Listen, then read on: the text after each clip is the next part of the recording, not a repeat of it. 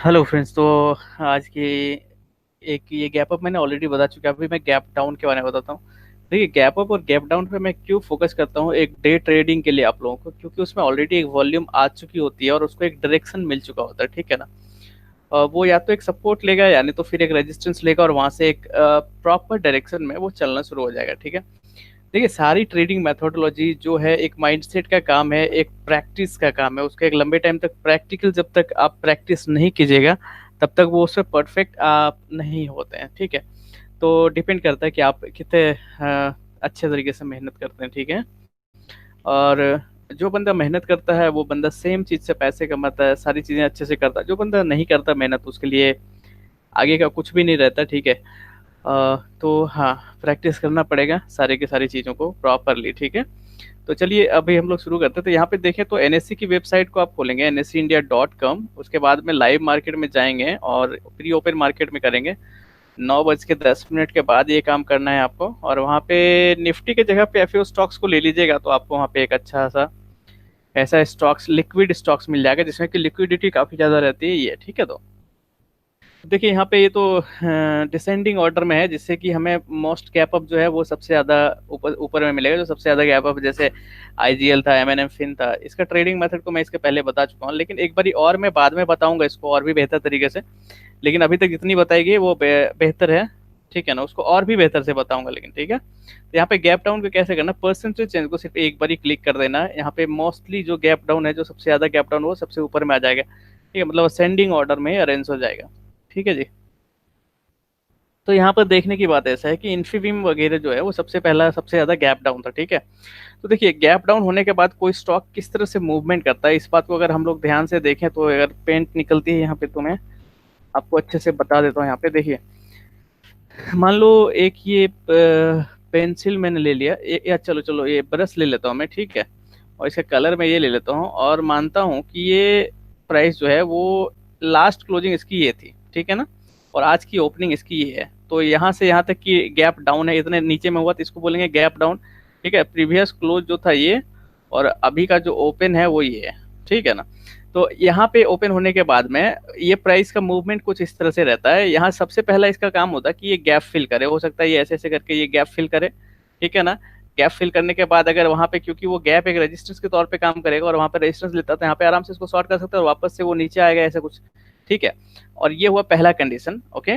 अभी इसी का अगर दूसरा कंडीशन देखें तो दूसरे कंडीशन में क्या होता है, ये देखो।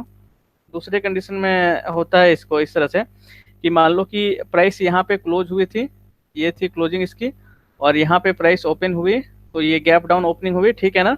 यहाँ से ये सीधा नीचे जाएगा प्राइस, कुछ इस तरह का रहता है। अगर ऐसा हुआ तो यही एक लेवल रहेगा जो कि इंपॉर्टेंट लेवल रहेगा। प्राइस बैक टू बैक नीचे जा रहा है तो आप अगर 5 मिनट तक का वेट करके भी अगर आप इस लेवल पे इस ट्रेड को शॉर्ट करते हैं तो आपको अच्छा खासा बेनिफिट रह जाएगा। और दूसरी क्या होती है कि वो उसी लेवल पे साइडवेज हो जाता है, कुछ इस तरह से साइडवेज हो सकता है, ठीक है। ये सारी बातें हुई पहली, जो हमें एक डे ट्रेडिंग का मतलब डेली मतलब उस इंट्राडे चार्ट पे जो देखने का, ठीक है। अभी मैंने इसके पहले आपको क्या बताया कि आपको इंट्राडे चार्ट पे देखने से ज़्यादा बेहतर है कि अगर आप उस चीज़ों को एक proper support, resistance, proper level को देखें, ठीक है ना, तो ज़्यादा बेहतर रहती है, ओके। तो चलिए यहाँ से हम कुछ स्टॉक्स को ले लेते हैं और हम लोग डायरेक्ट बात करते हैं उसको, ठीक है। इन्फीबीम, अपोलो टायर्स, टेकएम, ये सारे के सारे अच्छे स्टॉक्स हैं जिसको हम लोग आराम से ट्रेड कर सकते हैं, ठीक है। क्यूमिंस इंडिया, अपोलो हॉस्पिटल्स वगैरह सब कुछ बेहतर है। तो हम लोग यहाँ पे लेते हैं, सबसे पहले इन्फीबीम को ले लेते हैं अपन, ठीक है जी। और मैं दिखाता हूँ किस तरह से हम लोग इसको कर सकते थे।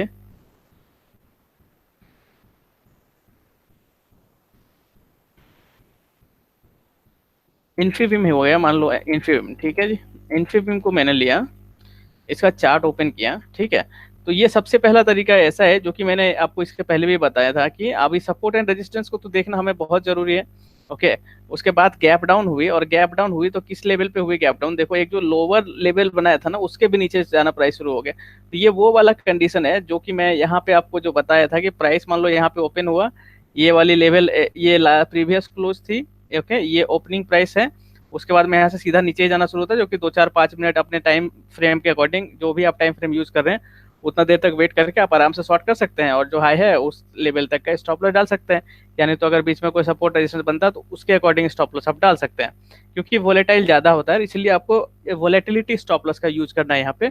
और वो एक बेहतर तरीका होता है यूज करने का, ठीक है। तो मान लो अगर आपने इसको यहाँ पे शॉर्ट किया होता तो बिल्कुल आप इसके बाद में आराम से स्टॉप लॉस आपकी कहीं जाती ही नहीं। सिंपल सा तरीका है, ठीक है। देखिए 174 इसका क्या था, स्टॉप लॉस 180, ओपन हुआ 174, आपकी ट्रेड लगी 130 की, ठीक है। तो अभी देखिए यहाँ से जो 179 से जो चलना शुरू हुआ वो स्टॉक, अगर आप 5 मिनट का भी वेट करते हैं तो 130 का, ठीक है। तो इस दौरान में स्टॉप लॉस आपकी कितनी लंबी बनती है ये बात देखने की बात है। 130 से 180, जो कि 100 रुपए के स्क्रिप्ट में 50 पॉइंट का स्टॉप लॉस, ये कंडीशन बहुत रेयर है, बहुत ही रेयर है। 99% टाइम है कि चांस नहीं आएगा, 1% में ही कुछ ऐसी इतनी बड़ी भूचाल आती है किसी स्टॉक्स पे, ठीक है। तो ये वाले जो इतने लंबे स्टॉप लॉस तो कोई भी लेगा नहीं, सबसे पहली बात ये है। तो इसका क्या है कि प्राइस एक्शन हमेशा आपको सकना पड़ेगा। और यहाँ पे ऐसा है कि मैं आपको 50 चीजें बता दूं, 1000 चीजें बता दूं, लेकिन जब आप प्रैक्टिकल जाएंगे करने जाएंगे ना, तो वहां पे आपको एक नई कंडीशन मिलेगी, और उस नई कंडीशन को हैंडल करने के लिए आपको पहले प्रैक्टिस करके रेडी रहना पड़ेगा, एक नया सिचुएशन में एक नए तरीके से डिसीजन मेकिंग के लिए, ठीक है। आपको चीजें कितनी भी बता दी जाए फिर भी आपको नए नए सिचुएशन से गुजरना पड़ता है, ठीक है। और यही सच्चाई है यहाँ की। ओके जी। दो कंडीशन, इसके पहले मैंने गैप अप वाले में भी ये सिचुएशन बताई थी, जहां से कि प्राइस रिवर्स करता है और थोड़ी देर के लिए पुल बैक टाइप का आता है, लेकिन जैसे रिजेक्शन मिलता है वहां से आप आराम से शॉर्ट कर सकते हैं, ठीक है। तो देखिए जो कैंडल, सबसे पहली बात है, जो कैंडल या जो शेयर्स आपको लग रहा है बहुत ज्यादा रिस्की, तो आप उसको या तो ट्रेड नहीं करें, यानी तो अगर ट्रेड करेंगे तो उसको तब तक ट्रेड नहीं करेंगे जब तक वो आपकी गिरफ्त में आने आ जाए, मतलब पूरी तरह से आपका कमांड उस पर ना हो जाए, तो ठीक है। तो पहला कैंडल पे 50 पॉइंट की स्टॉप लॉस जो हम लोग ट्रेड कर नहीं सकते सर, हाँ। और अगर इसमें 2-3 पॉइंट का लें तो स्टॉप लॉस आराम से खा जाएगी हमारी, जो कि देखो तो 130 पे लगती है, 135 पे चलेगी, 5-6 रुपए की कोई बड़ी बात नहीं है, ठीक है। तो यहाँ पे क्या है कि अगर दूसरे कैंडल को भी हम लोग वेट करने को क्लोज होने तक का, तो ये देखो ये कैंडल क्लोज, अभी फिर से बोलेगा कि मार्केट तो बन गया, उसके बाद में सारी चीजें बता रहे, हाँ बता ही जाती है मार्केट बंद होने जाने के बाद ही, लेकिन करना पड़ता है लाइव मार्केट में, ठीक है ना, वो सारी चीजें आपको करना पड़ेगा।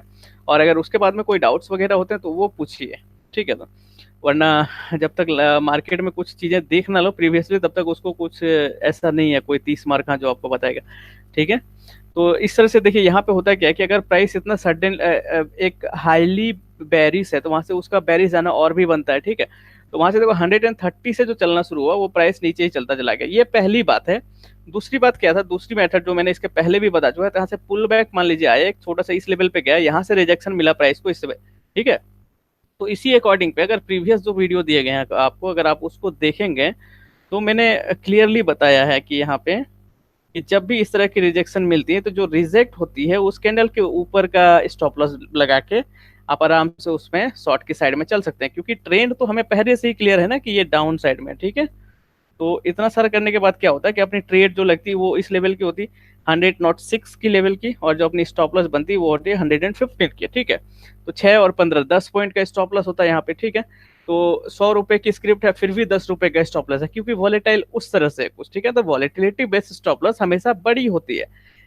3 तरह के स्टॉप लॉसेस के बारे में बताया गया हमने, इक्विटी स्टॉप लॉस, एक चार्ट स्टॉप लॉस और एक वॉलेटिलिटी स्टॉप लॉस। तो इक्विटी स्टॉप लॉस सिर्फ सेल्फ सेटिस्फेक्शन के लिए होता है, इसमें कोई बड़ा नहीं है। चार्ट सेटिस्फेक्शन में मतलब चार्ट का एक लेवल को देख के हम लोग करते हैं, लेकिन वॉलेटिलिटी स्टॉप लॉस चार्ट का लेवल को देख के करते हैं। और एक वॉलेटाइल स्टॉक्स होता है जिसमें कि काफी ज्यादा बड़ा स्टॉप लॉस बनता है, लेकिन उसका मनी मैनेजमेंट कुछ इस तरह से किया जाता है कि अगर ज्यादा स्टॉप लॉस हो रहा है तो नंबर ऑफ जो शेयर्स हैं वो कम लेंगे आप, ताकि आपका लॉसेस ज्यादा ना जाए, ठीक है। तो ये बातें होती हैं यहाँ पे, ओके। तो इन्फीबीम की ऐसी सिचुएशन थी जहाँ पे एक तो इस डाउनफॉल हुई, उस डाउनफॉल में आप ट्रेड कर सकते हैं, नहीं कर पाए तो आपको रिस्क ज्यादा लग रहा तो आप सीधा सीधा छोड़ दीजिए, चाहे वो स्क्रिप्ट 100% की क्यों ना मूवमेंट दे दे, 100% की क्यों ना प्रॉफिट दे दे बाद में, लेकिन आपको उससे टेंशन नहीं लेने का, ठीक है जी। तो मेथोडोलॉजी सिंपल सी क्या है, अगर डाउनफॉल हो रही है तो अगर रिस्क रिवॉर्ड आपके फेवरेबल हैं तो आप उस ट्रेंड में बहते चले जाएंगे, ओके। और आप उसमें शॉर्ट साइड की ट्रेड लेंगे, कहीं पुल बैक आने के बाद फिर से रिजेक्शन आता है तो आराम से शॉर्ट साइड की ओर ट्रेड लें, क्योंकि ट्रेंड जो है नेगेटिव की ओर है स्ट्रॉन्ग। तो जो नेगेटिव स्टॉक्स हैं उसमें आपको मोस्ट ऑफ द टाइम अगर मार्केट पॉजिटिव है तो वो वहां से होकर पॉजिटिव घूमेगा और गैप फिलिंग करके फिर से वो नीचे आ सकता है। लेकिन अगर कभी मार्केट ही डाउन है तो वो जो बहुत ज्यादा चांसेस बनता है कि उस स्टॉक वहां से और भी नीचे भागेगा, ठीक है। उसके बाद था अपोलो टायर, और चलिए हम लोग अपोलो टायर को देखते हैं वापस। अपोलो टायर्स,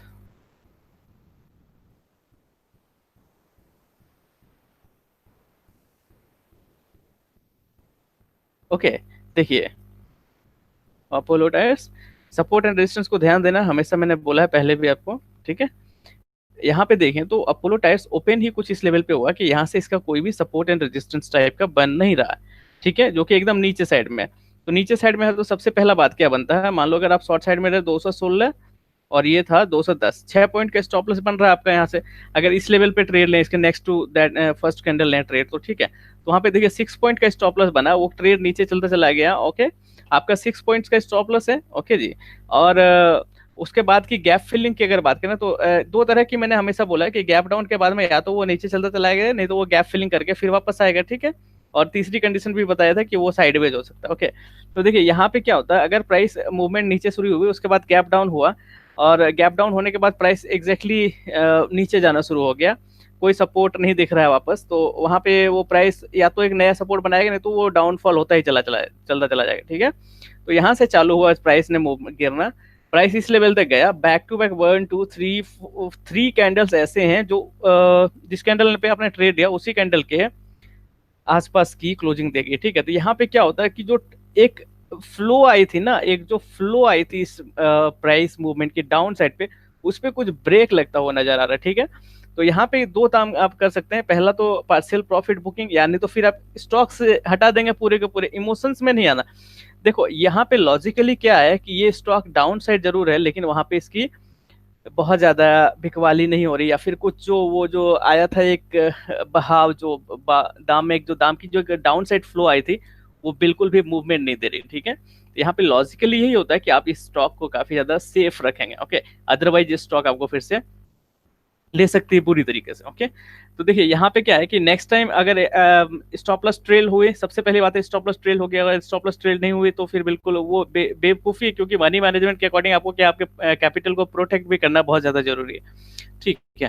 तो उसके बाद क्या होता है कि मान लो स्टॉप लॉस ट्रेल हुई, जहाँ पे आपकी स्टॉप लॉस इस लेवल की बन रही थी, उसके बाद में प्राइस ने नीचे की ओर डाउन साइड दे दी मूवमेंट, इतना कैंडल क्लोज होने के बाद आप उस स्टॉप लॉस को 50% करेंगे या फिर उससे भी ज्यादा करेंगे, कॉस्ट टू कॉस्ट करेंगे कुछ इस तरह से करके, तो स्टॉप लॉस ट्रेल करने से आप इसमें बचेंगे बहुत ज्यादा तरीके से। और अगर जो बंदा लॉजिकली नहीं है, जो स्टॉप लॉस डाल के एक कसम खा के बैठता है, वो स्टॉक मार्केट में एक्चुअली नहीं चलता है, कसम खा के बैठने वाला आपके अकॉर्डिंग स्टॉक मार्केट नहीं चलता है, तो उसका स्टॉप लॉस हिट हो जाएगा और वो अच्छा खासा लॉस में भी रहेंगे, कोई बड़ी बात नहीं, ठीक है। जैसे मैंने इसके पहले बताया कि गैप फिल करने के बाद में आपको और भी वहां से प्राइस का वापस रिवर्स होना बनता है, ठीक है जी। आप यहाँ पे अगर देखोगे तो ये गैप फिलिंग हुई इस लेवल पे इसकी, जो कि इस कैंडल ने करके रखी है gap filling, exactly gap filling जिस कैंडल ने करी उसके बाद की कैंडल वहां से सीधा ही रिवर्स करना शुरू हुआ, ठीक है। तो ये एक बेस्ट टाइम होता है किसी भी स्टॉक को ट्रेड करने का, जब वो गैप फिल कर चुका होता है, क्योंकि स्टॉप लॉस आपका बहुत कम बनता है और आपको एक बड़े टारगेट के लिए चल सकते हैं आप, ठीक है जी। यहाँ पे देखिए स्टॉप लॉस आपका बहुत ही कम बना और आप एक बड़े टारगेट के लिए जा सकते हैं, और आपको एक अच्छा खासा टारगेट भी मिल गया, जो 220 के नीचे अगर बढ़ेगा तो 219 पे भी आपकी ट्रेड लगती है, तो 200 तक, 210 तक की मूवमेंट आपको आराम से कैच कर सकते हैं आप, जो कि ऑलमोस्ट 10 पॉइंट का मूवमेंट है, ओके। और 200 का स्क्रिप्ट के लिए 10 पॉइंट जो है वो 5% की मूवमेंट होती है, और ये बहुत बड़ी मूवमेंट है, ठीक है जी। अगर हम लोग किसी और को ले लें तो टेकएम को ले लेते हैं।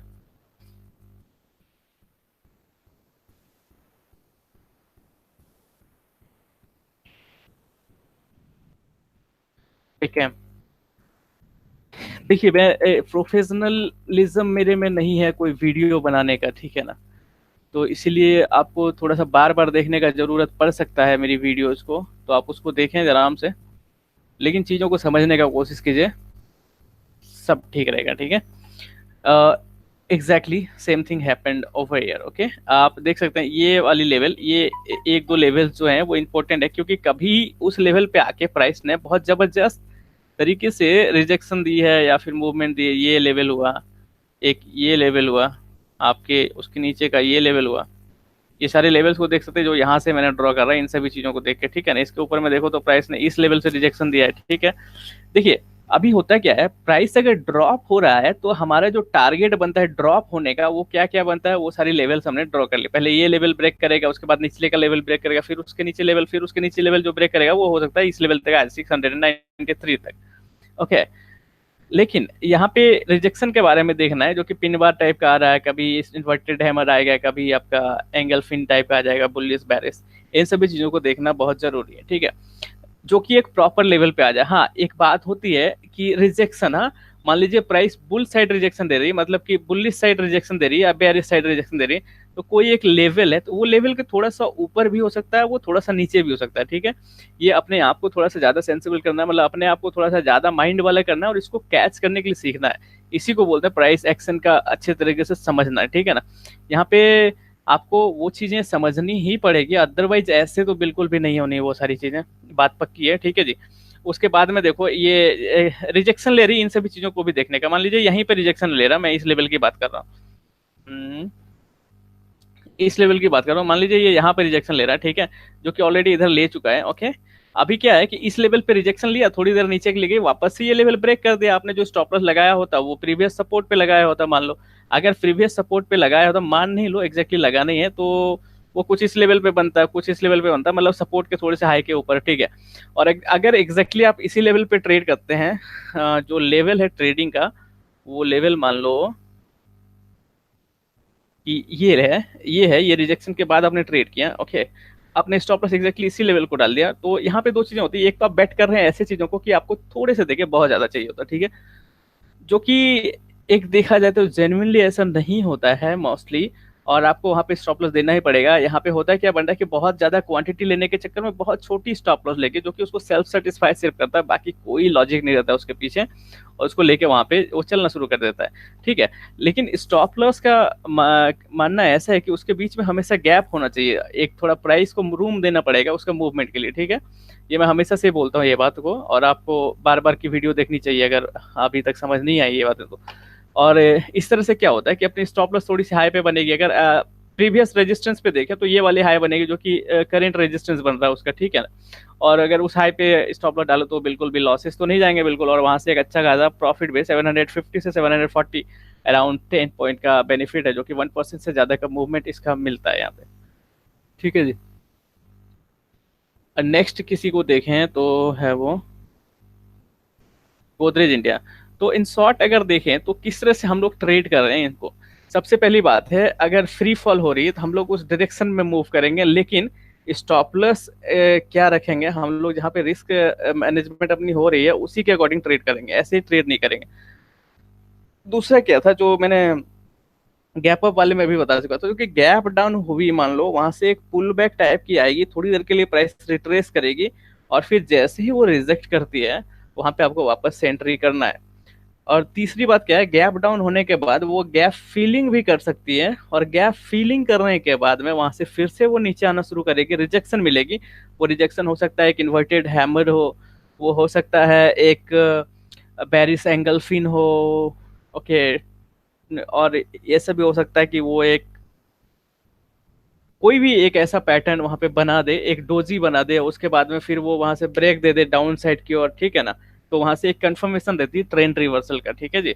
और कोई भी एक ऐसा पैटर्न बनना चाहिए, जैसे कि अगर यहीं पे देखें तो यहाँ से चलता चला गया प्राइस, इस लेवल पे एक डोजी आई, इसके ऊपर में सिर्फ इसके देखो इस लेवल पे, देखो इस लेवल पे एक डोजी आई और इसके ऊपर में ही है ये रेजिस्टेंस, ठीक है। तो वो रेजिस्टेंस के नीचे डोजी आती है, तो डोजी एक्चुअली वैसा कंफर्मेशन नहीं होता हमारे को डाउन साइड की ओर जाएगी, ठीक है। लेकिन यहाँ पे क्या है कि इसके बाद की प्राइस फॉल अगर हो रही नीचे नीचे, तो उसके बाद वो नीचे की ओर ही जाएगी, ठीक है। और फिर आराम से अपन ट्रेड ले सकते हैं, ठीक है।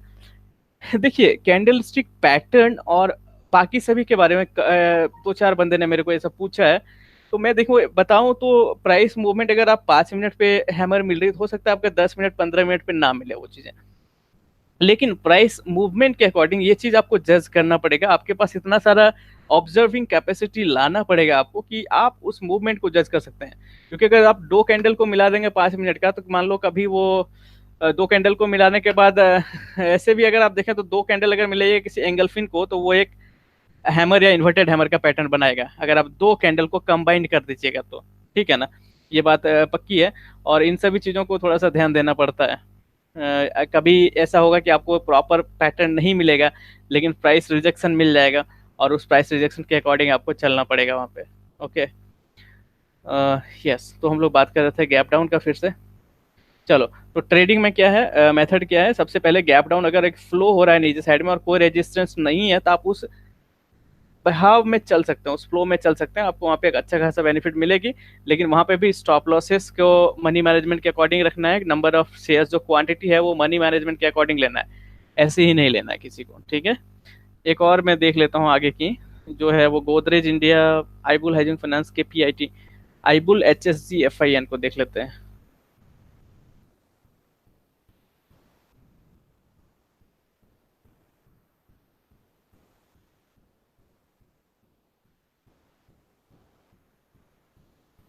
देखिए ये कैसा है, यहाँ पे देखिए ये डाउन साइड की ओर है। अभी ये डाउन साइड की ओर देखना क्या है कि इसमें कोई सपोर्ट रेजिस्टेंस किस तरह का बन रहा है, ठीक है। देखिए प्राइस ने ये ली इसकी डाउन साइड की ट्रेड, जो कि मैं थोड़ा ड्रॉ कर देता हूँ फिर आपको अच्छे से मालूम पड़ जाएगा।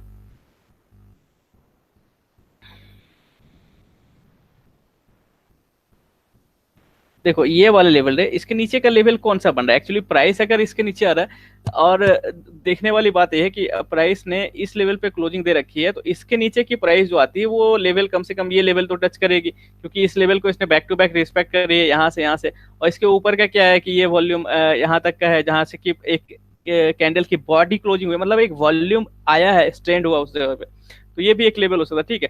तो जैसे प्राइस इसके नीचे आता है तो हमें दो तरह का लेवल मिलता है, एक एक्सट्रीम लो को देखें तो ये एक्सट्रीम लो इससे भी नीचे होगा बाय द वे, ये रहेगा।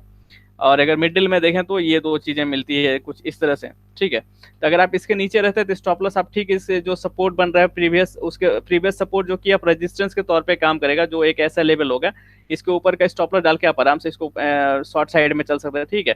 339 का आपका स्टॉप लॉस बनता है, जो कि प्रीवियस कैंडल के लो के ऊपर बनता है, और आपकी ट्रेड लगती है 904 सॉरी 939 पे आपकी स्टॉप लॉस लगती है, 904 पे आपकी ट्रेड लगती है। स्टॉप लॉस और 4 के बीच में 35 पॉइंट का डिफरेंस है, ठीक है।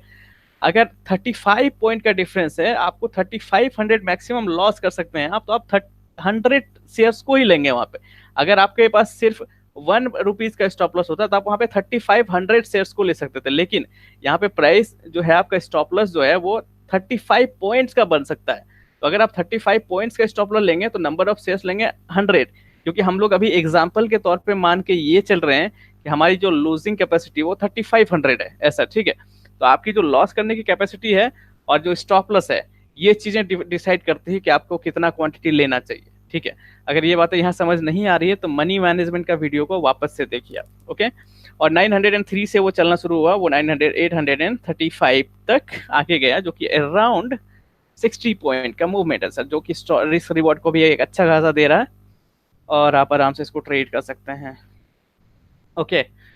आईबुल हाउसिंग फाइनेंस, यहाँ पे देखो मैं ट्रेडिंग मेथोडोलॉजी और स्टॉक को सेलेक्ट कर रहा हूँ साथ साथ में, ठीक है, जो कि है गैप डाउन वाली, ठीक है। आवरली गेन उसको मैंने इसके पहले बता चुका हूँ, उसको भी आप आराम से देखिए, और वो भी बेहतर से बेहतर काम करता है, ठीक है।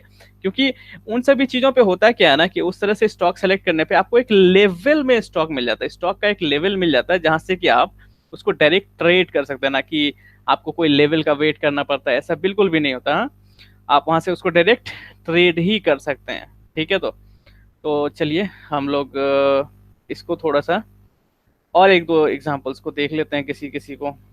अपोलो हॉस्पिटल नहीं, गोदरेज इंडिया नहीं देखे हम लोग, चलो गोदरेज इंडिया को भी देख लेते हैं।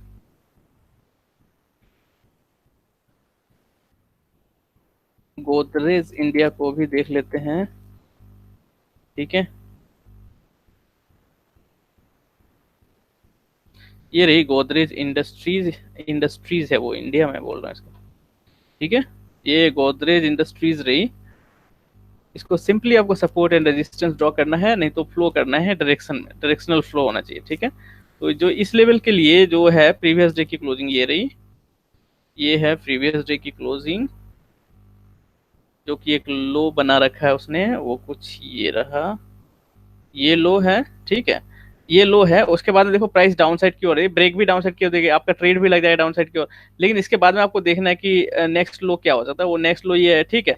अभी आपका स्टॉप लॉस कहाँ लगेगा, यहाँ अभी डिपेंड करता है कि आप स्टॉप लॉस सेल्फ सेटिस्फेक्शन के लिए लगा रहे हैं या किस चीज के लिए लगा रहे हैं। अगर आप सेल्फ सेटिस्फेक्शन के लिए लगा रहे हैं तो आप बहुत कम स्टॉप लॉस का चाहत में जाएंगे, और अगर एक अच्छा वॉलेटिलिटी बेस्ड स्टॉप लॉस, क्योंकि गोदरेज इंडिया सब ऐसा स्टॉक है जो कि काफी ज्यादा वॉलेटाइल रहता है, मैनिपुलेशन वगैरह भी चलता रहता है कभी कभार इन सभी पे, ठीक है। तो यहाँ पे दो तरह की बातें होती है, एक मान लो कि इस जगह से प्राइस रिजेक्ट करा किसी ने, इसके नीचे में ट्रेड डाला तो हो सकता है इसको स्टॉप लॉस बनाएगा जो कि आराम से हिट हो जाएगा, ठीक है।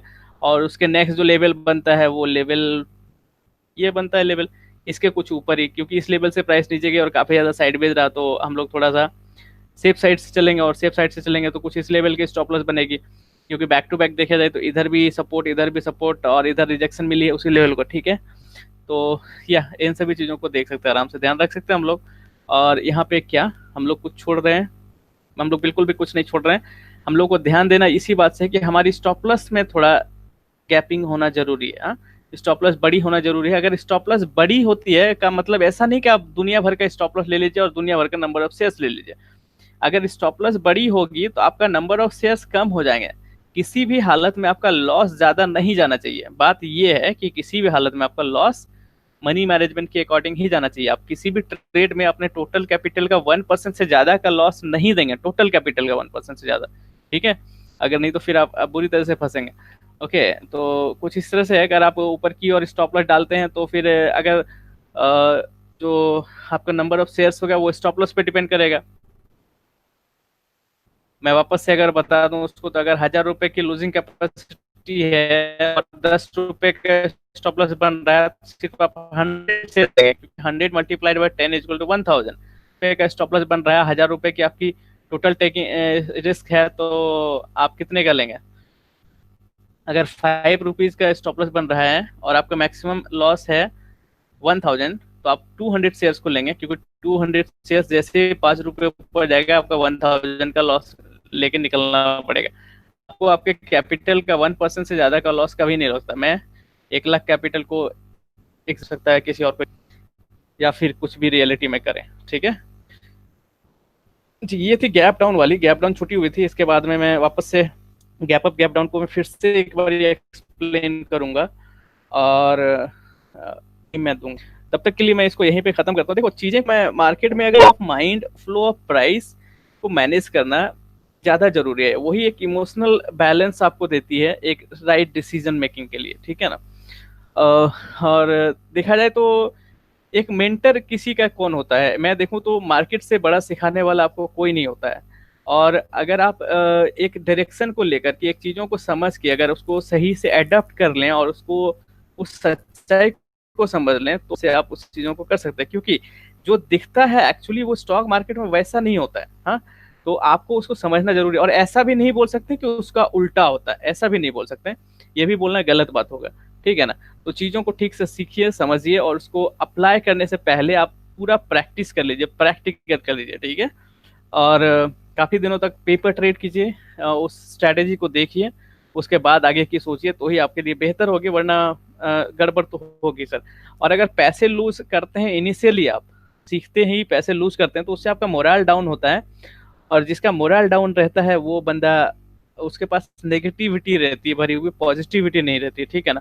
इसलिए आप उस चीज़ों से बचने के लिए पहले चीज़ों को ठीक से समझिए और सीखिए। हाँ, उसके बाद में कुछ भी रियल मार्केट में रियल पैसे के साथ यूज कर सकते हैं, जो कि आपके अपने रिस्क पे होंगे। मैं कोई भी वीडियोज वगैरह बताता हूँ वो सिर्फ एक एजुकेशनल पर्पज के लिए होता है, ठीक है जी।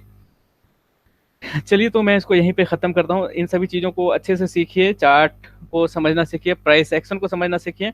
आप कहीं से भी पैसे निकाल ले सकते हैं, ठीक है। धीरे धीरे करके सारी चीज़ें समझ आ जाएगी। Thank you so very much for now guys.